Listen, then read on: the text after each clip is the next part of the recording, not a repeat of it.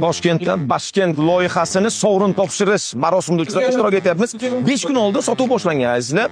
5 kun ichida kim agar uyda xarid qilsa, ya'ni shartnoma yozsa agar, BYD avtomobili, umraga sayohat va bir qancha maishiy sovg'alar berilishi va'da qilingan. Shu va'dani bugun ustidan chiqadigan kun.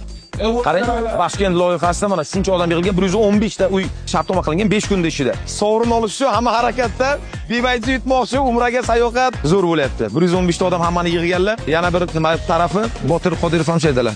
O'zlari shu loyihani ustida turibdilar o'zlari. Zo'r bo'lyapti. Hozir menga yoqyapti, men yana davom etaman.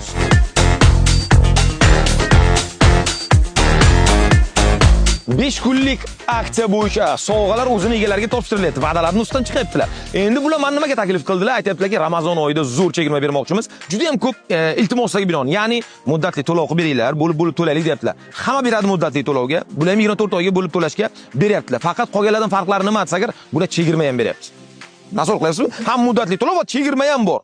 Boshlang'ich to'lov faqat 20% ni to'lashingiz kerak. Bu nechun bo'ladi? Primerno 64 million tashkil qilar ekan. Ramazon oyida agar 64 million agar yig'gan pulingiz bo'lsa, to'lov qilsangiz agar, oyma-oy 4,5 million so'mdan to'lab, 24 oy ichida uyli bo'lishingiz mumkin. Bundan tashqari, Ramazon oyi davomida kvartira sotib olish bo'yicha shartnoma imzolagan xaridorlar o'rtasida sovrinlar o'ynab chiqiladi. Sovrin jamg'armasida umra ziyorati uchun sayohat yo'llanmalari, ikkita sayohat har bir 2 nafar kishiga, ikkita Damas avtomashinasi hamda maishiy texnikalar mavjud. Ko'proq ma'lumot olish uchun pastdagi raqamlarga murojaat qilishlaringiz mumkin. Foydalaninglar, Ramazonda uyli bo'lasizlar.